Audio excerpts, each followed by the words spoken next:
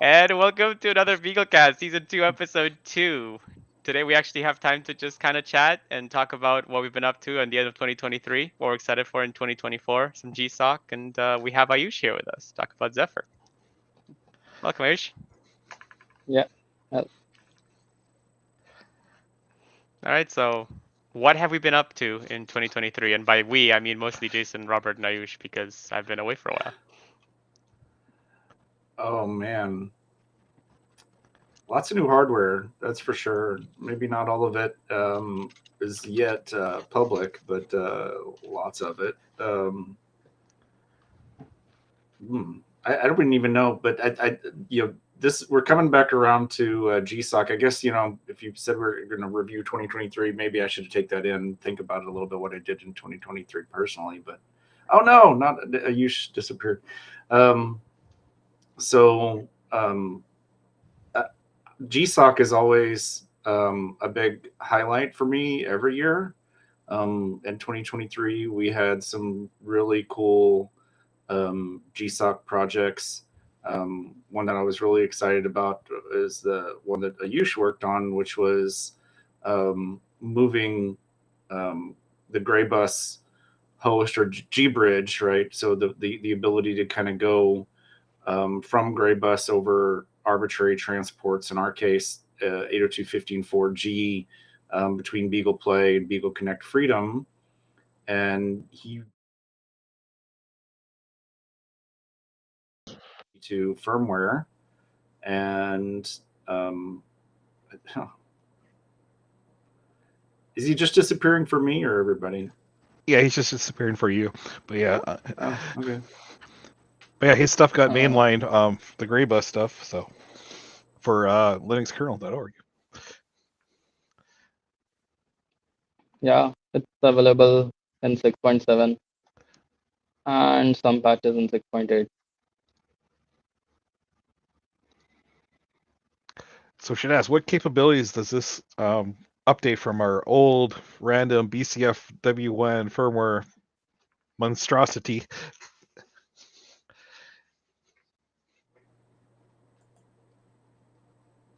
Okay, so We won't have connection issues.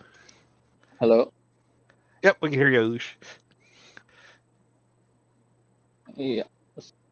So everyone else disappeared for you as well. And now they're back. Yeah, can you hear us?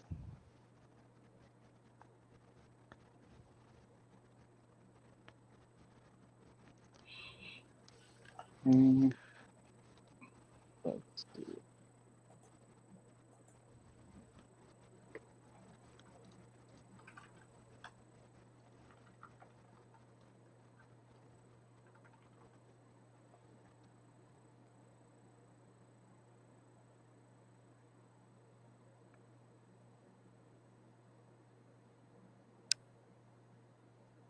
Ooh.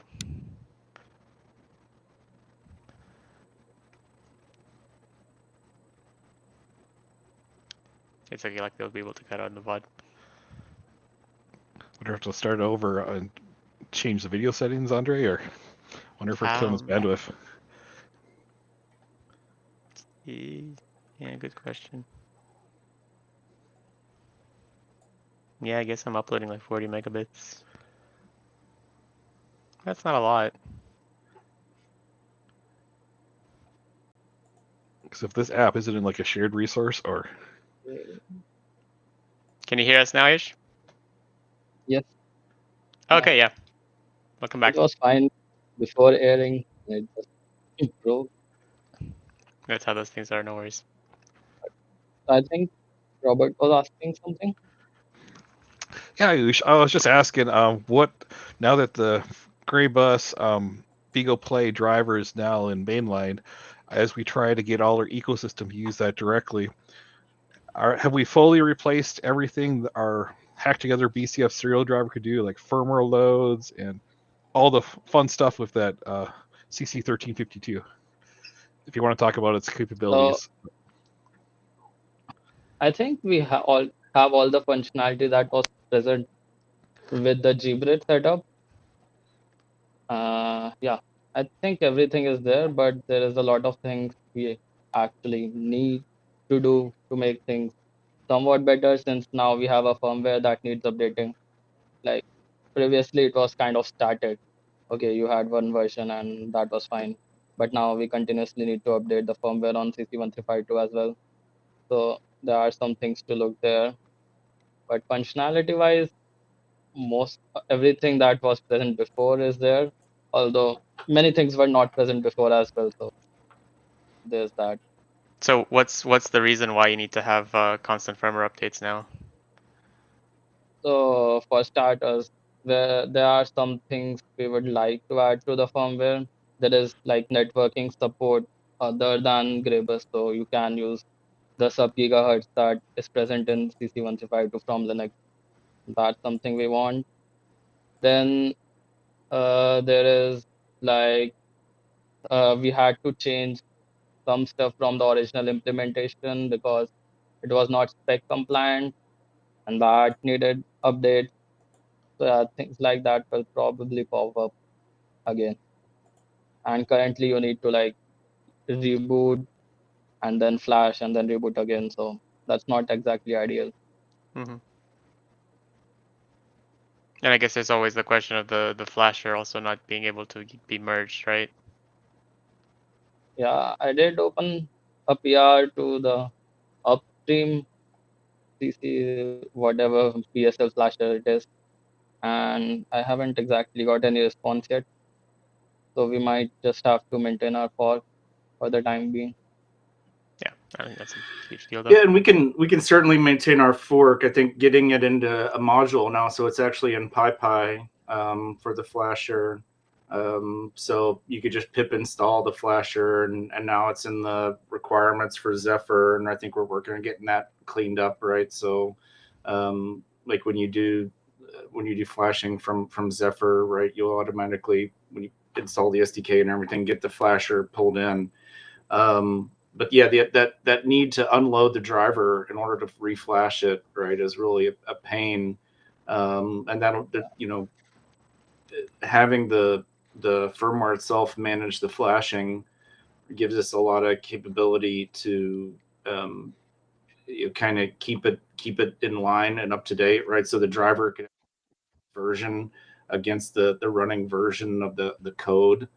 Um, and potentially trigger an update, right? So keeping those versions between the firmware and the driver completely in line, and not relying on extra user space applications to perform the flashing is going to be really nice.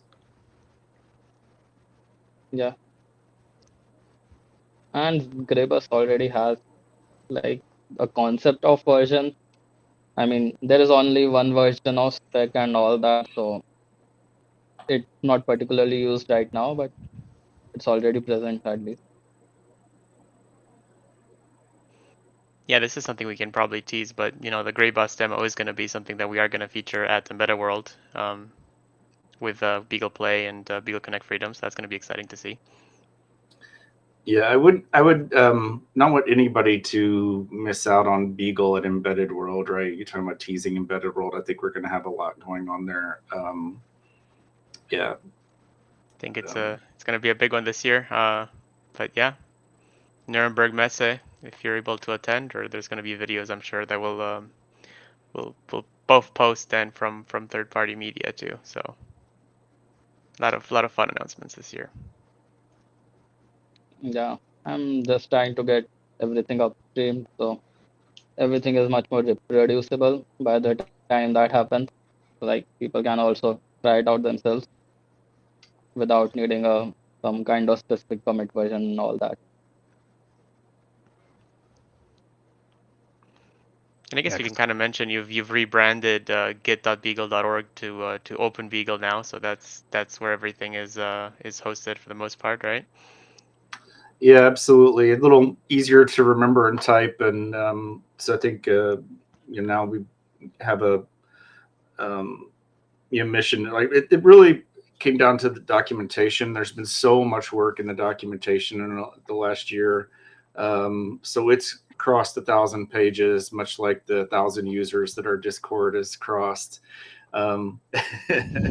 So lots and lots of work on the documentation, continuing to get it restructured and pretty and organized, updating the documentation for the old boards and everything to fall in line, as well as like making a pattern easy to follow for new boards. Lots of more just kind of details about why certain things were done in the designs and how to use more of the different features, including the Gray Bus feature on Beagle Play, plus Beagle Connect Freedom is now updated and they're going to be cleaned up. But yeah, moving to Open Beagle means you just kind of refer to Open Beagle as our GitLab server instead of calling it GitLab and confusing people.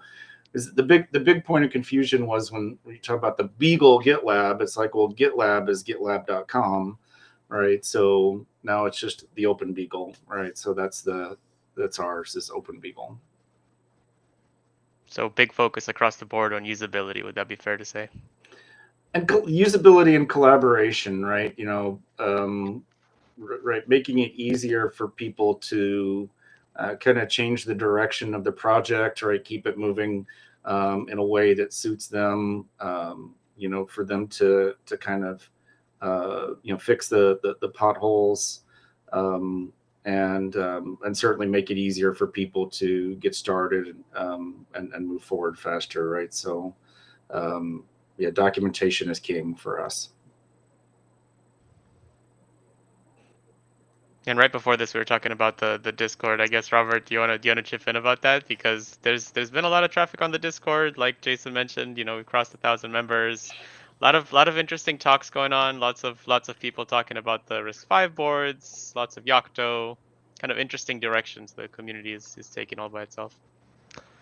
Yeah, especially on Discord, we're seeing a lot of people that they haven't posted before. We got new users. They're asking questions that haven't actually been asked on the forum before too. So it's bringing another side of community users, and a lot of them are sticking around too and actually answering questions too. So that's been awesome. So it's nice and easy for people to sign up, post, and make comments. Yeah, the forum, of Yeah. course, still not going away anytime soon. That's very much still a good reference, and that's where you'll find a lot of the kind of searchability stuff. But Discord, But a lot of times, especially on the forum, people they might not feel they want to write a post, and so they'll just go to Discord and ask a quick question. So we're seeing a lot of that, especially from new users. Mm-hmm. Not quite ready to ask questions, but yeah, you kind of give them two options. Mm-hmm. That's for sure. And I mean, speaking of teasing things, giveaway sometime soon for crossing 1,000 members. We keep talking about embedding little secrets into this conversation for people for giveaways of the but nobody's organized that, right? So I think we definitely need to do some celebration about having 1,000 Discord users now.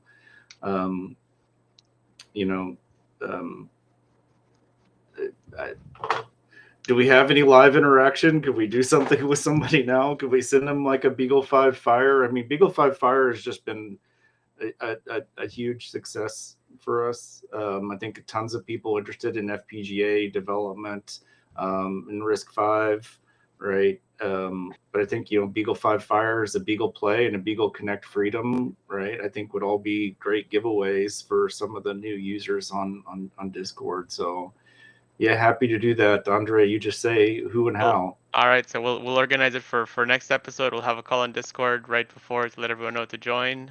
We'll have a couple hidden codes throughout we'll drop in throughout the stream, and then people can redeem those on the forum or something like that, or email us. Yeah, maybe we could do a couple levels of interaction, make sure people actually read the documentation and give us some feedback, right? So we can go from here to the documentation site and back again. Yep. The hidden secret is on page 26 of the Beagle Play intro guide. It's actually hidden as white text behind. You got to inspect element. Yeah, you'd actually have to bring up the source on OpenBeagle. How about that? There you go. So that's definitely an idea. Otherwise, any developments with Beagle v-Fire, Beagle 5 that you want to talk about? Anything on Beagle Play that you want that I guess you still want done in 2024, because we're very close still to that GPU enablement, still not quite there. I think there's still been patches, right, Robert, that we're seeing trickling in. I was looking at 6.8 RC1 just launched or was released, and I think, yeah. So the Beagle V headboard, eMMC micro SD actually went mainline as of 6.8.RC1.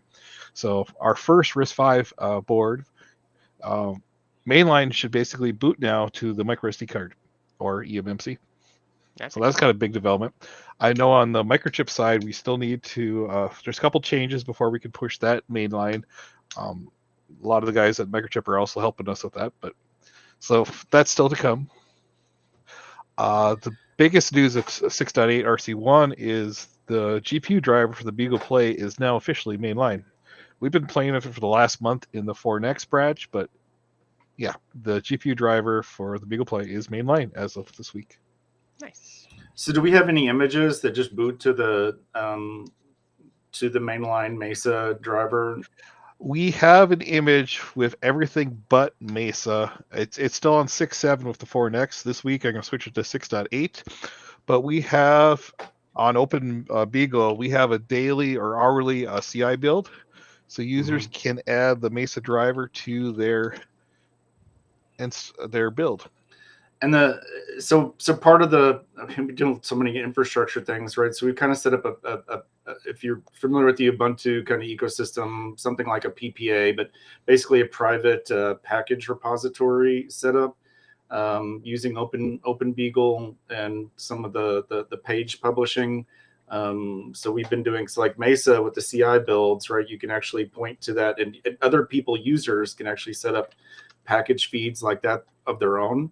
So and using all that build infrastructure so they can monitor the upstream. Hard to kind of simplify that enough for people. I feel like you need some diagrams, but it's pretty cool. I don't know if we can share the URL, but like if you wanted to pull down the Mesa as it is, not like in a image. So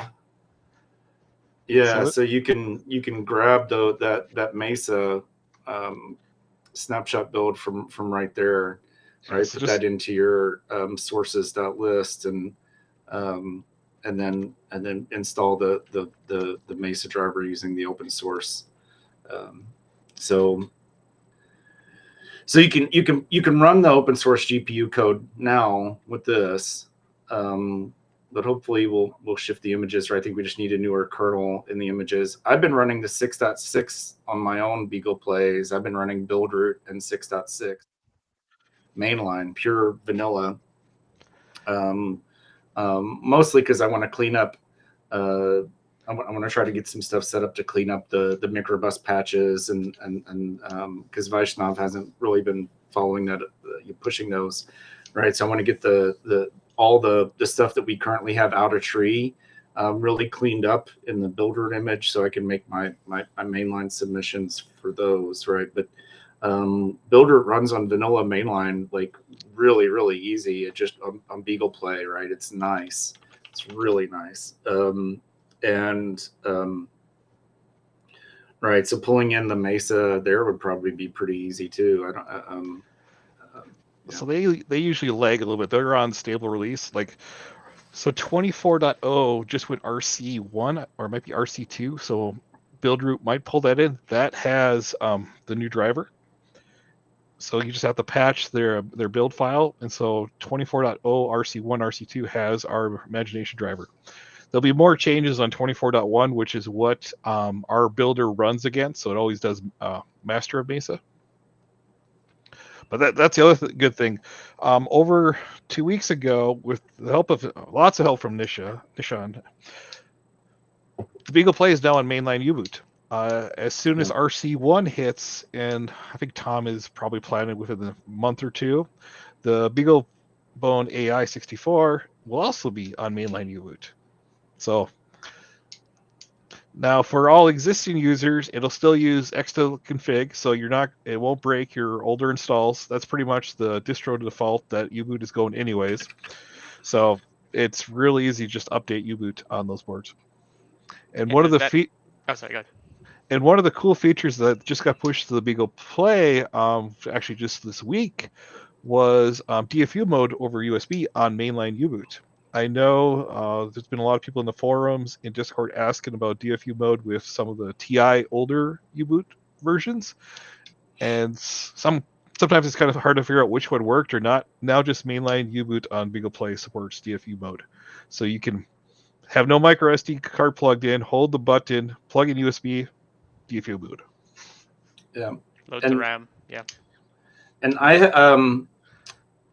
have this very difficult to explain aversion to serial and JTAG. So I've been in the process of documenting bootloading without any serial port, right? So like updating the bootloader and doing that without having serial, which you know, I don't know that a lot of like deeply embedded folks would really understand, but like I think it's just like having to break out a serial cable for you know, for certain users can be pretty intimidating. And you know, we have this nice feature with the USB where we can, you know, power and act as a USB device, right? So using things like the DFU mode, and so, you know, cleaning up that experience so people really never have to touch a serial cable on Beagle Play, you know, something that I'm striving for. And then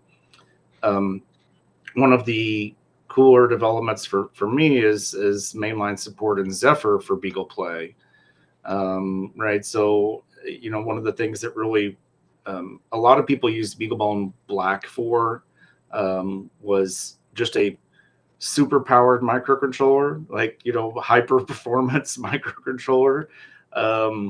And really you can do that same thing with Beagle Play with quad core A53s in Zephyr, right? And Zephyr, it's not maybe what a lot of people would consider bare metal and you know, a super loop type of programming, but you can absolutely do that because it just gives you kind of enough of a C library and kind of an infrastructure to you could essentially treat it largely as bare metal, but you know, you can also choose to pull in drivers and pull in other little features as you want to, right? You don't necessarily have to bring in the scheduler, you know, or different features of Zephyr. So it's really scalable. Is it really, you know, pure bare metal by some people's definition? Maybe not, but like you really can take complete control over it that way, right? So, you know, getting the bootloader documented and getting you know, the Zephyr mainline stuff, right? So you can just treat it as a hyper performant microcontroller. BeagleBoard platform is also in Upstream Zephyr now, so it should be easier as well. And remind me, Robert, for U-boot, is there GPU support for that yet? Does it? So that's where the fun, and you know, we talk about GSoC. There's one that might be kind of fun for someone. So the display engine on the Beagle Play is in mainline U-boot. The encoder we use from ITE is not. So someone will need to take the ITE bridge driver from Linux and port that to a U-boot, and we could have essentially a U-boot GUI on startup on the Beagle Play. So we could actually implement a BIOS if you really wanted to, or some kind of UEFI thing. So would be a good GSoC project where you pull in, because U-boot pulls in a lot of Linux drivers for different features, and a lot of it's just figuring out hooking it up to the DM infrastructure of U-boot. But we could have a simple boot splash experience on the Beagle Play where you loads up U-boot, shows a prompt, and no serial. I think some folks are already using Grub on AM62, I think. So right, I think there's a lot of potential for us to just use. I mean, the distro boot stuff is cool, but once you have EFI, you know, I think the tools for Grub, might be a little bit more comfortable for people than Well, the the Grub still X uses Linux. U-boot, so Yeah, the yeah. Fedora, yep. So you still need Right, but U-boot you to just load once it. you boot into Grub, right? I mean, so then you just kind of manage all your boot configurations and everything from Grub, right? So Yep. U-boot's responsibility is just to run the Grub EFI binary. Yep, and Grub would still need to initialize, or U-boot would still need to initialize the display for Grub to visually show it to, and pass it as a UEFI or however. Does U-boot support like PXE boot? It has its own version of it. Yep. It's its own version of it. Okay. Yeah. Yep. And that's But then tied into their distro boot by default. So usually on U-boot, it'll be all the internal devices, USB, and then down falls the PXE or Pixie boot. Okay. So I think right now, and so on mainline U-boot, we'll have to see an RC1, but Ethernet is broken on the BeaglePlay, and there's been a couple guys at TI working on that. So maybe by RC1 we'll have that fixed, but then PXE boot will also work on the play. Yep, I've been seeing the Jiras in the background. Yep. On the BeaglePlay, we have an interesting MDIO configuration. So that happens when it's one of the first devices and we're testing it. So we chose wrong. It's surprising for just for the board designers out there. It's always the bootstrap resistors that are an issue with NICs. So Yep. You can have as many meetings as possible. Until you build a board, you won't realize you messed it up. Yep, it's always just delay strapping. But yeah, I think that's definitely the GSoC project that's going to be worth plugging. They'll be in the show notes. We'll have the actual GSoC page, and I think there's already project suggestions there, Jason, right? Yeah, so we have all the old suggestions from 2023. There's I started a collection of new project suggestions for 2024, ideas, proposal templates, kind of getting started guides, a set of tasks for people to do. I think we're making building a Zephyr image instead of simply cross compiling. We're making building a Zephyr image as a embedded environment kind of a requirement. I think we might do some more with both Zephyr and Linux, right? Just to make sure that people have those skills. But of course, you come onto the Discord and we'll help you kind of complete those preliminary tasks. The big debate is it better to use the forum or OpenBeagle as the kind of the registry for all the getting started documentation for GSoC as well as the idea pages. So I mean that's something we're going to resolve very quickly because the org application period has already started. So we're going to get that done here really quick. But there's a little bit of duplication, right? So we're moving away from the eLinux wiki into our own infrastructure. So it's kind of one less tool for people to learn. A lot of the new guys don't seem to know wikis as well. Plus just having to manage another account. I don't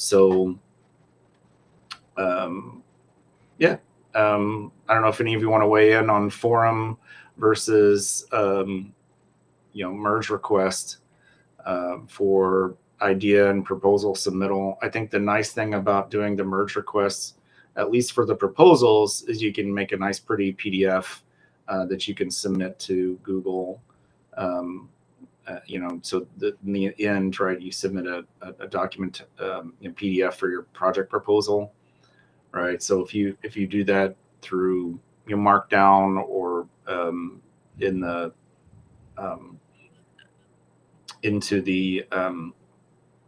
into OpenBeagle, right? We're using Sphinx to do rendering of that into a PDF, so you can just download that PDF and submit it to Google. with all the review items from mentors. So for project proposals, almost definitely we're moving to Open Beagle for submitting project proposals, but the we want to try to make it easy for people to submit ideas. So right now the forum is where there's ideas coming in, and I'll probably stick to that. But there's some desire from some folks to move it over to Open Beagle. So it's probably not a bad thoughts? idea for people to kind of just throw ideas at the forum, just in the sense of not necessarily something that they would work on themselves, but just hey, this would be a nice to have. And then for people that are actually going to work and do, actually merge requests, then it would be nice to actually have it on Open Beagle, because I think at that point you're also having them show that they have some basic Git knowledge to put the request in the first place. So, and it's, either way, it's a learning experience, but that is useful. And the Deepak big advantage also of all mentioned those. that. Go ahead, Ayush. So Deepak also mentioned that it will give the new potential GSoC participants like some experience with Sphinx documentation for their project, and it's always nice to have documentation for what people work in GSoC. And one of the big things with that infrastructure too is the students will have access to all the CI, so that way they don't have to have, the greatest stuff around them. They could work from anywhere, and we got the build farm for them. So. And merge requests, I feel like, are one of those things that are really scary the first time you do it, because you're putting your code into someone else's project. But then you get comments, you get feedback, you make changes, and then once it gets approved, it's kind of a wonderful feeling of wow, part of this kind of thing. So. Yeah, so right now, go to the forum. There's a bunch of there's ideas, and it's a growing list of ideas, and we'll be doing some moderating of ideas related to that, right? And there'll be interested mentors, right? Just we're going to try to filter through things that will actually be good GSoC project ideas versus things I did over my summer vacation ideas, which are not good GSoC ideas, and get those cleaned up, right? So that proposal template, like I said, is going to move over to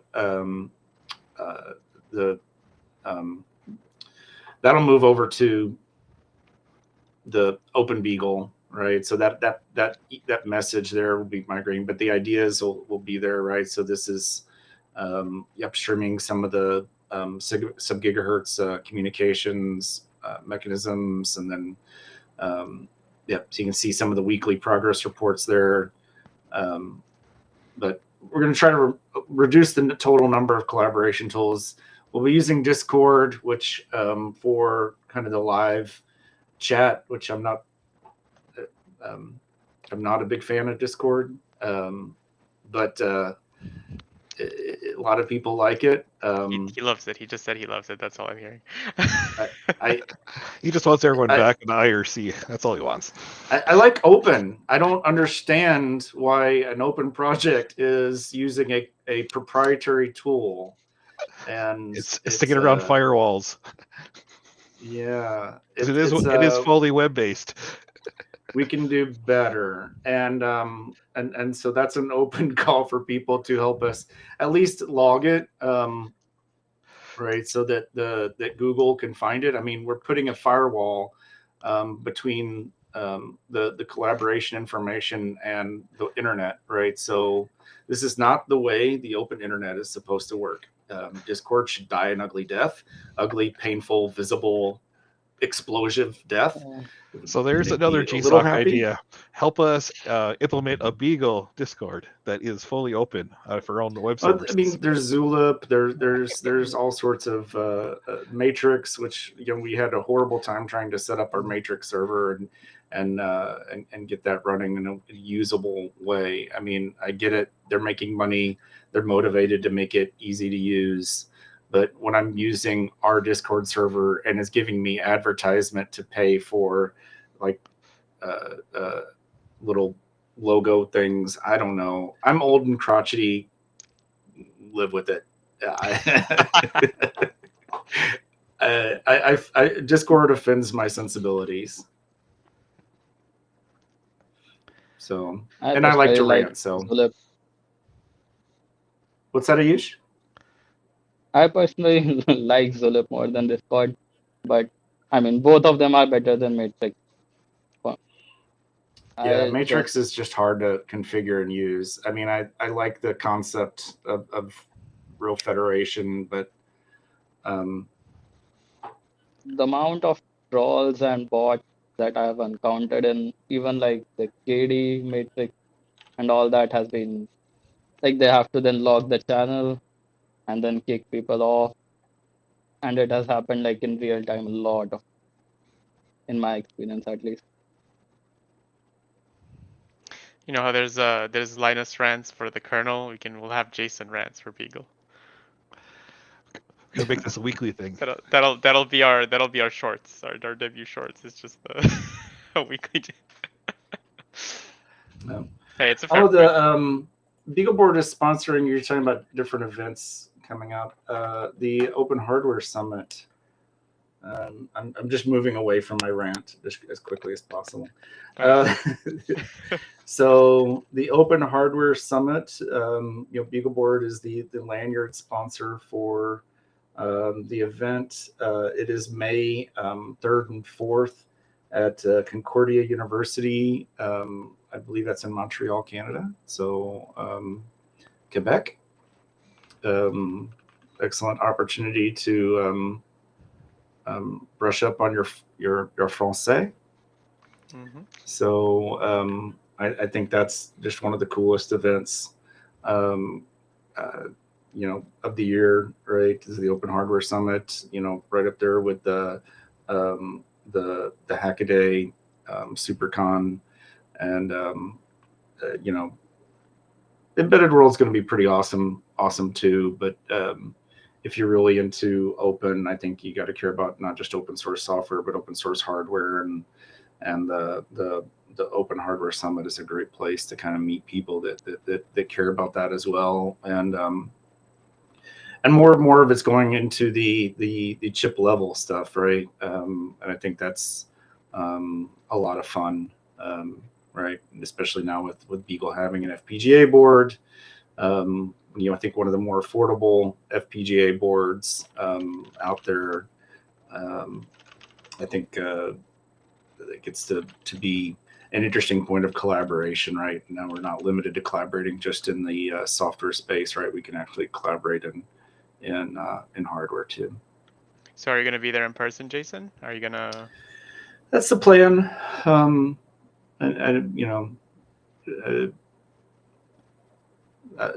Can't guarantee it. That's the plan. That's the plan. Sounds good. As it draws closer, I'm sure we'll make another announcement about it. But that's exciting. I want to be. I'm looking forward to it. Sounds good. And then we have been talking about it, but we'll look at opportunities for things like Maker Faire and others throughout the year. So I'm sure there'll be a lot of Beagle out there this year. So recently we had some presence at Maker Faire Hyderabad. Right, so Deepak was out there. Right, so really growing that connection to the community in India right now. So really excited about all the things that Deepak and crew are doing over there. So bring in more engagement with Ayush, for example. But I think that there's really a lot more going on there, and I'm sad Deepak isn't here with us today. Yep, he couldn't make it today, but he'll be here in 2 weeks next time. He'll be here next time. Yeah. Well, I think this has been a great episode. Good wrap up, I guess, of 2023. Lots of exciting things in 2024. We will be back in exactly 2 weeks. We're keeping to the schedule this time, so we're looking forward to it. What you hiding there, Jason? I don't know. How much can I? The edge of a board. Ooh. What could that be? Can't describe it, right? But that's some fun stuff. More to come in 2024. Yeah. For the audio only listeners, it's a rectangular board of some form in black. Yeah. All right. Well, see you all in 2